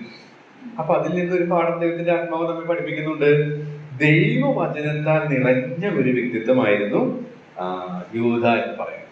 നമ്മൾ അങ്ങനെയാണോ? ദൈവവചനത്താൽ നിറയുന്നുണ്ടോ? ഞാൻ ഈ വർഷത്തിൽ പ്രാക്ടീസ് ചെയ്യുന്നൊരു കാര്യമാണ്. ഒരു ദൈവവചനം കേൾക്കുമ്പോൾ, അതായത് ചില നല്ല എനിക്ക് ആത്മീക വർധനവിന് സഹായിച്ചിട്ടുള്ള നല്ല നല്ല പ്രസംഗകർ ഞാൻ മെയിനായിട്ട് ഫോളോ ചെയ്യുന്നത് ജോൺ കുര്യൻ സാറിനാണ്. അപ്പൊ പ്രായോഗിക ക്രിസ്ത്യ ജീവിതമാണ് എന്റെ മെയിൻ ആയിട്ടുള്ള ഇഷ്ടപ്പെട്ട വിഷയം. അപ്പൊ താൻ അത് തന്നെ ഫോക്കസ് ചെയ്യുന്ന ആളായതുകൊണ്ട് ഞാൻ അദ്ദേഹത്തിന്റെ പ്രസംഗങ്ങളാണ് കേൾക്കുന്നത്. അപ്പൊ അത് ഞാൻ രാവിലെ ഒരു 10 മിനിറ്റ് 15 മിനിറ്റ് അങ്ങനെ എഴുതും. അതുപോലെയുള്ള മറ്റ് പ്രസംഗകർ അങ്ങനെ ഞാൻ നോട്ട്ബുക്ക് കുറിച്ച് വെച്ച് ഒരു 10-15 മിനിറ്റ് അതിനുവേണ്ടി ആ നോട്ട് പ്രസംഗം കേട്ടത് എഴുതി. അത് കേട്ടത് പ്രാക്ടീസ് ചെയ്യുന്നത്. ഒരു മാസം കഴിയുമ്പോൾ 1-ാം തീയതി ഉണ്ടായിരുന്നത് 2-ാം തീയതി ഉണ്ടായിരുന്നു, 3-ാം തീയതി, 4-ാം തീയതി അങ്ങനെ അയവിറക്കാനായിട്ട് ശ്രമിക്കുകയാണ്. അപ്പൊ അത് നമുക്ക് ഈ വർഷത്തിൽ ഒരു പുതിയ തീരുമാനമായിരുന്നു. അപ്പൊ അതിലെ ജനുവരിയിൽ ഞാൻ ഗംഭീരമായിട്ട് പരാജയപ്പെട്ടു. 31 ദിവസം ഞാൻ അത് പൂർത്തീകരിച്ചു. പക്ഷെ ഓർത്തെടുക്കാനായിട്ട് സാധിക്കുന്നില്ല. ഫെബ്രുവരിയിൽ പരാജയപ്പെട്ടു. എല്ലാ ദിവസവും ചെയ്തു. പക്ഷെ 1-ാം തീയതി ഏതായിരുന്നു? അപ്പൊ മറച്ചു വെക്കണം, ഓർമ്മ കുറവായിരിക്കും. അതുപോലെ മാർച്ചിൽ ഞാൻ പറഞ്ഞു. പക്ഷെ ഞാനത് തോറ്റി പിന്മാറാൻ ഉദ്ദേശമില്ല. ഞാനത് ഇപ്പോഴും കണ്ടിന്യൂ ചെയ്യുകയാണ്. പക്ഷെ അതെനിക്കൊരു പുതുക്കം നൽകി. പല തെറ്റുകളിൽ നിന്നും ജയിക്കാനായിട്ട്, അതായത് LKG ലെവലിൽ നിന്ന് കുറച്ച് മാർക്ക് കൂടുതൽ കിട്ടിയതിന്റെ ഒരു സന്തോഷം അനുഭവിക്കാനായിട്ട് തീർന്നു. ഇങ്ങനെ നമ്മൾ മനഃപൂർവ്വം പരിശ്രമിക്കാതെ ആത്മീയ ജീവിതത്തിൽ പുരോഗതി വരികയില്ല. ദൈവവചനത്താൽ നിറഞ്ഞ ഒരു വ്യക്തിയായിരുന്നു. ഇതിനൊരു മാതൃക കർത്താവ് തന്നെയാണ്. അതുകൂടി ഒന്ന് അതും ജനുവരി മാസത്തിലെ ധ്യാനത്തിലുള്ള ഒരു ഭാഗമായിരുന്നു. അതുകൂടെ ഞാൻ ഇതിനൊന്ന് പറയാൻ എന്ന് ആഗ്രഹിക്കുന്നു. ലൂക്കോസ് 2 ഒന്ന് എടുക്കാമോ? ലൂക്കോസ് 2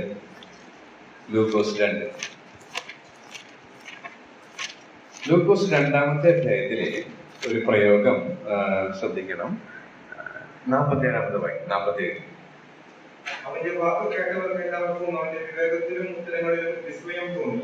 ഓക്കെ, ആരെ കുറിച്ച് അത് പറയണെന്ന് അറിയാം? ആരെ കുറിച്ച് അത് പറയുന്നത്?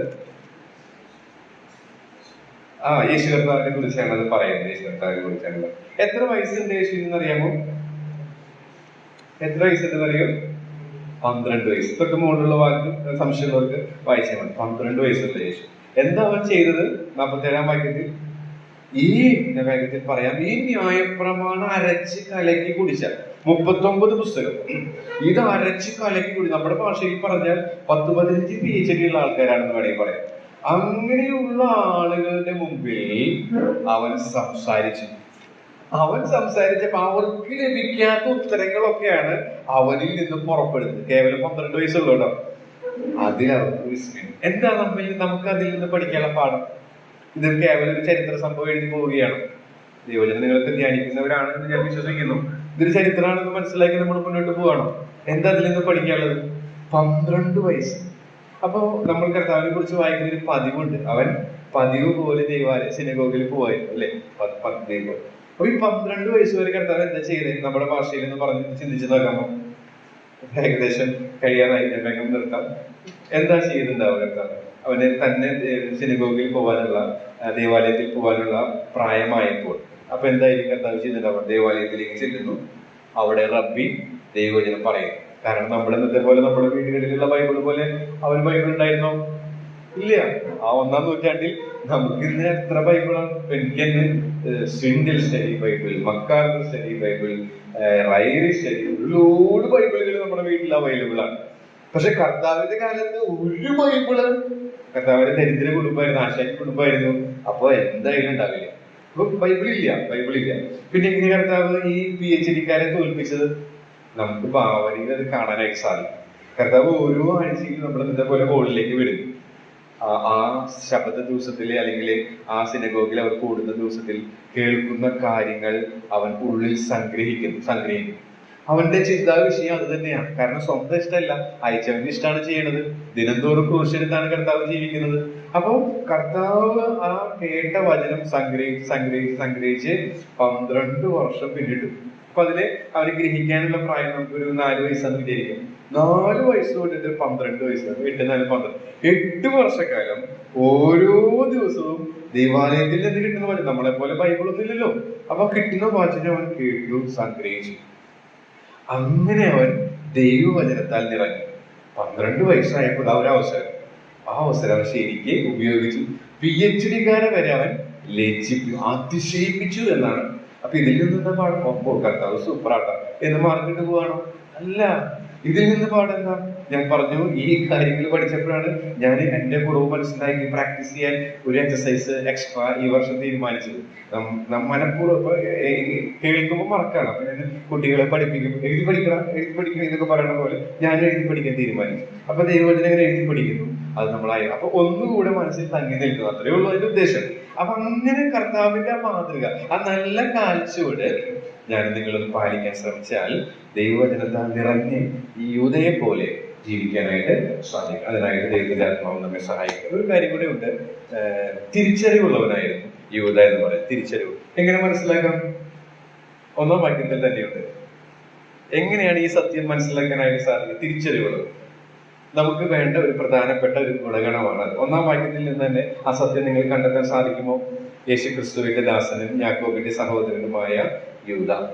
അതെന്താ ആ പ്രയോഗം? എന്താ നമ്മെ പഠിപ്പിക്കുന്നത്? സ്വയം തിരിച്ചറിവ്. ഞാൻ ആരാണ് എന്നുള്ളത് തനിക്കറിയാം. ഇനി 2, അത് മാത്രമാണ്, പിതാവായ ദൈവത്തിൽ സ്നേഹിക്കപ്പെട്ടും യേശുക്രിസ്തുവിനായി സൂക്ഷിക്കപ്പെട്ടും ഇരിക്കുന്നവരായ വിളിക്കപ്പെട്ടവർക്ക് എഴുതും.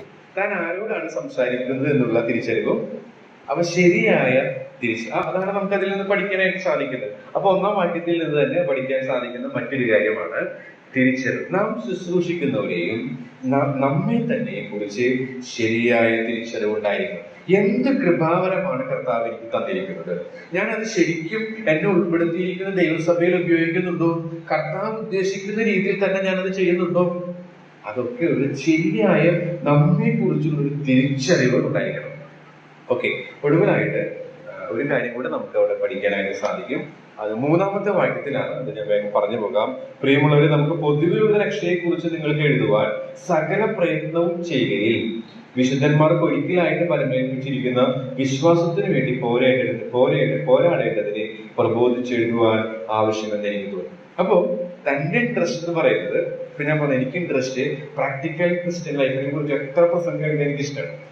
പക്ഷെ യൂദയുടെ ഇൻട്രസ്റ്റ് എന്ന് പറയുന്നത് രക്ഷ. അപ്പൊ രക്ഷയെ കുറിച്ച്, ഭൂതകാല രക്ഷ, ഭാവികാല രക്ഷ, പ്രസന്റ് രക്ഷ, അതുപോലെ തന്നെ രക്ഷയുടെ വിവിധമായ രക്ഷയിൽ ഉൾപ്പെട്ടിരിക്കുന്ന വിവിധമായ പ്രക്രിയകൾ, രക്ഷിക്കപ്പെട്ടപ്പോൾ സംഭവിച്ച ഒരുപാട് കാര്യങ്ങൾ, രക്ഷയിൽ നടന്ന കാര്യങ്ങൾ, രക്ഷകനെ ഇങ്ങനെയൊക്കെയുള്ള ഒരുപാട് ഒരു വേണമെങ്കിൽ നമുക്ക് പറയുന്ന ഒരു ഗോസ്പൽ എഴുതാനായിട്ടുള്ള ഒരു ഇൻട്രസ്റ്റ് ആയിരുന്നു യൂദയ്ക്ക് ഉണ്ടായിരുന്നു. പക്ഷെ ദൈവത്തിന്റെ ആത്മാവ് അവനെ നിയന്ത്രിക്കും. നീ അതല്ല എഴുതേണ്ടത്, ഇപ്പൊ ആവശ്യമുള്ളത് അതല്ല. എഴുതേണ്ടത് എന്താണ്? വിശ്വാസത്തിന് വേണ്ടി പോരാടേണ്ടതിനെ പ്രബോധിപ്പിച്ചിരുന്നു. ആ പ്രേരണയ്ക്ക് അവൻ കീഴ്പ്പെടാനിടയായി. അതിനെന്താ നമ്മുടെ ഭാഷയിൽ പറയാൻ? പുതിയ നിയമ ഭാഷയിൽ നമുക്ക് ഇത്രയും 66 പുസ്തകങ്ങൾ കിട്ടി, ദൈവത്തിന്റെ അരുളപ്പാട് പൂർണ്ണമായിട്ട് നമുക്ക് ലഭിച്ചു. നമുക്കറിയാം, അതിനാണ് ആത്മനിറവുള്ള ജീവിതം എന്ന് പറയുന്നത്. നാം കർത്താവിന്റെ ആത്മാവിനെ, പരിശുദ്ധാത്മാവിനെ രക്ഷിക്കപ്പെട്ടപ്പോൾ നമുക്ക് ലഭിച്ചു. അവന്റെ നിയന്ത്രണത്തിൽ നാം ജീവിക്കുമ്പോൾ ദൈവത്തിന്റെ ആത്മാവ് നമുക്ക് പ്രകാശിപ്പിക്കും. ഇപ്പൊ ഞാൻ തന്നെ പത്രോസിന്റെ ലേഖനം പഠിപ്പിക്കാം. എനിക്ക് കുറച്ചുകൂടി ഈസിയാണ്. ഓൾറെഡി ഒരു സ്ഥലത്ത് പഠിപ്പിച്ചു കഴിഞ്ഞു. അപ്പൊ എനിക്കത് ഈസിയാണ്. സ്ലൈഡ് തയ്യാറാക്കേണ്ട എല്ലാ കാര്യങ്ങളും സെറ്റാണ്. പക്ഷെ ഞാൻ പ്രാർത്ഥിച്ചുകൊണ്ടിരുന്നപ്പോൾ എനിക്ക് പ്രേരണോ എനിക്ക് ഓൾറെഡി സമയം ധാരാളം ഞാൻ നൽകിയിട്ടുണ്ട്. എന്തുകൊണ്ടിത് ഞാൻ ഇതിനൊരു ത്രെഡ് ഇട്ട് ഒരു ചട്ടക്കൂടൊക്കെ എനിക്ക് ഉണ്ടായിരുന്നു. നമ്മളിങ്ങനെ പഠിപ്പിക്കാൻ വേണ്ടി പ്രിപ്പയർ ഒന്നും ചെയ്തിരുന്നു. അവസരങ്ങളാകുമ്പോഴാണ് ചെയ്യുക. അല്ലെങ്കിൽ നമ്മുടെ ഇന്നത്തെ പ്രായോഗികമായ കാര്യങ്ങൾ എന്താണോ അത് പഠിച്ച് നമ്മൾ കുറിച്ച് അതോടെ അവസാനിക്കുകയാണ് പതിവ്. അപ്പോഴാണ് ഇത് ചെയ്യാനിടയായി. ഇതുപോലെ ദൈവത്തിന്റെ ആത്മാവിന്റെ നടത്തിപ്പ് നമുക്ക് അനുഭവിക്കാൻ സാധിക്കണമെങ്കിൽ ആത്മനിറവുള്ള ജീവിതം നയിക്കണം. അതിനോടുള്ള ബന്ധത്തിൽ ഒരു കാര്യം കൂടി പറയാനായിട്ട് ഞാൻ ആഗ്രഹിക്കുന്നു. വീഞ്ഞ് കുടിച്ച് മത്തനാകരുത്. ആത്മനിറവിനെ കുറിച്ച് പറയുന്ന ഭാഗം ഏതാണ് ഓർമ്മയുണ്ടോ? ഒരുപാട് ലേഖനങ്ങളൊക്കെ നല്ലപോലെ പഠിച്ചിട്ടുള്ളവരാണ്. എഫേസ്യർ 5:5 പറയുന്നുണ്ട്, വീഞ്ഞ് കുടിച്ച് മത്തനാകരുത്, ആത്മാവ് നിറഞ്ഞവരായിരുന്നു. അപ്പൊ അതിനെ കുറിച്ച് ഒരു കമന്ററിൽ മനസ്സിലാക്കാൻ ഇടയായിട്ട് തീർന്നത്, വീഞ്ഞ് കുടിച്ച് ഒരാൾ ഇവിടെ വന്നാൽ നമ്മൾ എങ്ങനെയാണ്? ഞാൻ ഇവിടെ നിൽക്കുമ്പോൾ തന്നെ വീഞ്ഞ് കുടിച്ചിട്ടുള്ള ഒരു ഇതിൽ പോലെയാണ് നിങ്ങൾക്ക് ഫീൽ ചെയ്യണമെങ്കിൽ നിങ്ങൾക്ക് എന്താ എന്നെ കുറിച്ച് തോന്നുന്നത്? ഞാൻ തന്നെ മദ്യപിച്ചിട്ട് ലക്ക് കിട്ടുന്ന ഒരു അവസ്ഥയിലാണ് ഞാൻ ഇങ്ങനെ ശുശ്രൂഷിക്കണമെന്ന് വിചാരിക്കുക. എന്തായിരിക്കും നിങ്ങളുടെ ചിന്താഗതി? അതേ ആറ്റിറ്റ്യൂഡ് തന്നെ ആയിരിക്കണം ആത്മാവിനാൽ നിറയാത്തവരെ കുറിച്ച്. അപ്പോ വീഞ്ഞു കുടിക്കാത്ത ഒരാളെ കുറിച്ച് നമ്മള് ഒരു എന്തെങ്കിലും നല്ല അഭിപ്രായം, വീഞ്ഞു കുടിച്ച് മത്തനായ ഒരാളെ കുറിച്ച് നല്ല അഭിപ്രായം നമുക്കില്ല. എന്നാൽ ആത്മാവിനെ നിറയാത്ത നമ്മെ കുറിച്ച് അതേ സെൻസിൽ തന്നെ കാണാനായിട്ട് സാധിക്കുന്നുണ്ടോ എന്നുള്ളതാണ് എഴുതിയാലും അത് എന്നെ ചിന്തിപ്പിക്കാനിടയായിട്ട് തീരും. ആത്മനിറവുള്ള ഒരു ജീവിതം നയിക്കാത്ത വ്യക്തി വീഞ്ഞു കുടിച്ച് മത്തനായിരിക്കുന്ന ഒരു വ്യക്തിയെ, റോട്ടിൽ വിവസ്ത്രനായി ലക്ക് കെട്ടിയെടുക്കുന്ന ഒരു വ്യക്തി എങ്ങനെയാണോ അതിന് സമം തന്നെയാണ് ആത്മനിറവില്ലാത്ത ഒരു വ്യക്തി. അപ്പൊ നമ്മുടെ ജീവിതത്തിൽ ആത്മാവിനെ അനുസരിച്ച് ജീവിക്കുന്നുണ്ടോ? ഇല്ലെങ്കിൽ നാമും കുടിച്ച് ലക്ക് കെടുക്കുന്ന ഒരു വ്യക്തിക്ക് സമമായ ക്രിസ്തീയ ജീവിതം തന്നെയാണ് നയിക്കുന്നത് എന്നുള്ളത് ഓർത്തിരിക്കും. അപ്പൊ യൂദയിൽ നിന്ന് ഇത്രയും കാര്യങ്ങൾ നമുക്ക് പഠിക്കാനായിട്ട് സാധിക്കും. അപ്പൊ ഞാൻ ഇന്നത്തേക്കുള്ള നിങ്ങൾക്ക് ഭക്ഷണം ലഭിച്ചു, എനിക്കുള്ളതും ലഭിച്ചു എന്ന് ഞാൻ ഇപ്പോൾ വിശ്വസിക്കുകയാണ്. ഇനി വേഗത്തിൽ ഒരു ക്ലാസിന്റെ ആമുഖത്തിൽ നമ്മൾ ശ്രദ്ധിക്കേണ്ടുന്ന കാര്യങ്ങൾ ഒരു വേഗത്തിൽ കുറിപ്പുകൾ പറഞ്ഞ് എഴുതിയത് ആർക്കാണ്? എഴുത്തുകാരനെ കുറിച്ചാണ് ഒന്നാമത് നമ്മൾ ചിന്തിച്ചത്. എഴുതിയത് ആൾക്കാർ ഞാൻ പറയുമ്പോൾ വായിച്ചതാണല്ലോ. പിതാവായ ദൈവത്തിൽ സ്നേഹിക്കപ്പെട്ടും ഓൾറെഡി വായിച്ചുണ്ടല്ലോ. അപ്പോൾ വിളിക്കപ്പെട്ടത് ദൈവജനത്തിനാണ്. നമ്മൾ നേരത്തെ ലേഖനങ്ങളുടെ വിഭജനം ചിന്തിച്ചാൽ പറഞ്ഞു ഇതൊരു പ്രത്യേക സഭയ്ക്കല്ല, മൊത്തത്തിൽ ഒരു സാർവത്രിക ഒരു കാത്തോലിക് എപ്പിസിലാണ് ഈ യൂദയുടെ ലേഖനം എന്ന് പറയുന്നത്. ഇനി അടുത്തത് എന്തിനെഴുതി എന്നുള്ളത് നമ്മളൊന്ന് അറിയാം. ഇതൊക്കെ നമുക്ക് അറിവുള്ള കാര്യമാണ്. ആ വാക്യത്തിൽ തന്നെ കൃത്യമായിട്ടുണ്ട്. അപ്പൊ അതുകൊണ്ട് മൂന്നാമത്തെ വാക്യത്തിൽ കൃത്യമായിട്ടുണ്ട്. നമ്മൾ നേരത്തെ വായിച്ചതാണ്. വിശ്വാസത്തിന് വേണ്ടി പോരാടണം. ആ വാക്യം തന്നെയാണ് ഞാൻ അവിടെ കൊടുത്തിരിക്കുന്നത്. വിശ്വാസത്തിന് വേണ്ടി നമ്മൾ പോരാടുവാനായിട്ട് ഇടയായിട്ട് തീരേണ്ടത് ആവശ്യമാണ്. അപ്പൊ അങ്ങനെ വരുമ്പോൾ ഒന്നുകൂടെ ഒരു രണ്ട് വാക്കുകളിൽ നമ്മളത് ഓർക്കുകയാണെങ്കിൽ, തെറ്റായ ഉപദേശങ്ങൾ വളഞ്ഞു പോകരുതെന്നില്ല. തെറ്റായ ഉപദേശം വന്നാൽ തെറ്റായ ക്യാരക്ടർ നമ്മിൽ വരും. അത് നമുക്ക് അനുഭവമാണ്. ഈ കാലഘട്ടത്തിൽ ജീവിക്കുന്ന നമുക്കത് വളരെ വ്യക്തമാണ്. തെറ്റായ ഉപദേശങ്ങളെ സ്വാധീനിക്കപ്പെടുന്നുണ്ടോ തെറ്റായ ക്യാരക്ടർ പതിയെ നമ്മിൽ വരും. അപ്പൊ അങ്ങനെ വളഞ്ഞു പോകാൻ ഇടയാകരുത്. യൂദയ്ക്ക് ദൈവത്തിന്റെ ആത്മാവിന്റെ പ്രകാശനം ലഭിച്ചത് അത് തന്നെയായിരുന്നു. മാത്രമല്ല തെറ്റായ ഉപദേശങ്ങൾ നേരിടേണ്ടി വരുമ്പോൾ വളരെ പ്രയാസങ്ങളാണ് നമുക്കറിയാവുന്നത്. അപ്പോൾ നാം നമ്മെ തന്നെ സൂക്ഷിക്കണം, എന്നിട്ട് അതിനെ പോരാടേണ്ടത് ആവശ്യമാണ്. അപ്പൊ അതാണ് പ്രധാനമായിട്ട് എഴുതിയതിന്റെ ഉദ്ദേശം. എന്ന് എഴുതിയെന്ന് ചോദിച്ചാൽ വേദപണ്ഡിതർ പറയുന്നത് ഏകദേശം 68 തൊട്ട് 80 വരെയുള്ള കാലഘട്ടത്തിലാണെന്നാണ് പറയുന്നത്. ഞാൻ ജസ്റ്റ് ഒന്ന് കൊടുത്തു. എവിടെ വെച്ച് എഴുതിയെന്ന് ചോദിച്ചാൽ നമുക്കറിയാം യെരുശലേമിൽ വെച്ച്. കാരണം യെരുശലേം വിട്ട് പോകേണ്ടുന്ന അവസ്ഥയൊന്നും യൂദയ്ക്ക് ഉണ്ടായിട്ടില്ല എന്നുള്ളതാണ് നമുക്ക് മനസ്സിലാക്കുന്നത്. എഴുത്തിന്റെ പ്രത്യേകതകൾ ചില കാര്യങ്ങളുണ്ട്. അതിന് ഞാനിപ്പോ പറയാനായിട്ട് ആഗ്രഹിക്കുന്നില്ല. കർത്താവ് യൂദയ്ക്കാണെങ്കിൽ അടുത്ത ആഴ്ചയിൽ അത് പറയാമെന്ന് ഞാൻ വിചാരിക്കുന്നു. അപ്പൊ നമ്മൾ ഇന്ന് ചിന്തിച്ചതുപോലെ യൂദയിൽ കണ്ട ആ നല്ല ക്യാരക്ടറുകൾ, യൂദയിൽ കണ്ട ക്യാരക്ടറുകൾ ഏതൊക്കെയായിരുന്നു ഓർത്തെടുക്കാൻ സാധിക്കുമോ നിങ്ങൾക്ക്? ആരാധിക്കുന്നവനായിരുന്നു. ആരാധന എന്ന് പറയുന്നത് കേവലം സ്തോത്രം സ്തുതി വന്ന് പറഞ്ഞ് പാട്ടൊക്കെ പാടി പോകുന്നത് മാത്രമല്ല, അതിന് പിന്നിൽ ഒരു വില കൊടുക്കണം. ത്യാഗമുണ്ട്. സ്വന്തം ഇഷ്ടത്തിന് മരിച്ചുകൊണ്ട് ജീവിക്കണം. അത് എളുപ്പമുള്ള കാര്യമല്ല. അതിൽ നാം LKG ലെവലിൽ നിന്ന് വളരേണ്ടത് ആവശ്യമാണ്. താഴ്മ ആവശ്യമാണ്. അങ്ങനെയെങ്കിൽ പാപത്തെ ജയിച്ച് ജീവിക്കാൻ സാധിക്കും. ദൈവവചനം നിറയണം. കർത്താവാണ് അതിന് മകുടോദാഹരണം. അവന്റെ ചെറുപ്രായത്തിൽ തന്നെ കേട്ട വചനം സംഗ്രഹിച്ച് ഓർത്ത് നടക്കാനിടയായിരുന്നു. തിരിച്ചറിവുള്ളവനായിരുന്നു. ഞാൻ ആരാണ്? എന്നെ ഏൽപ്പിച്ച ശുശ്രൂഷ കർത്താവ് തന്നത് ഏതാണ്? ആ ആലോചനയ്ക്കാണ് ഞാൻ ഈ തലമുറയിൽ ശുശ്രൂഷ ചെയ്യേണ്ടത്. മാത്രമല്ല ആത്മനിറവുള്ളവനായിരുന്നു. കാരണം വീഞ്ഞു കുടിച്ച് ലക്ക് കെട്ട വ്യക്തിയെ കാണുന്നത് എങ്ങനെയാണോ അതുപോലെ തന്നെയാണ് ആത്മാവിനനുസരിക്കാതെ ജഡത്തെ അനുസരിച്ച് ജീവിക്കുന്ന ഒരു വ്യക്തിയുടെ ചിത്രം എന്നുള്ളത് എപ്പോഴും നമ്മെ ഭരിക്കണം. അങ്ങനെ ആത്മാവിനാൽ നിറഞ്ഞ്, അതുപോലെ തന്നെ ദൈവജനത്താൽ നിറഞ്ഞ്, നമുക്ക് ലഭിച്ച കൃപ തിരിച്ചറിഞ്ഞ് താഴ്മയോടുകൂടെ കർത്താവിനെ വില കൊടുത്തുകൊണ്ട് ത്യാഗത്തോടുകൂടി ആരാധിക്കുന്നവരായിട്ട് തീരുവാൻ ഈ ചിന്തകളാൽ ദൈവത്തിന്റെ ആത്മാവ് നമ്മെ സഹായിക്കുക.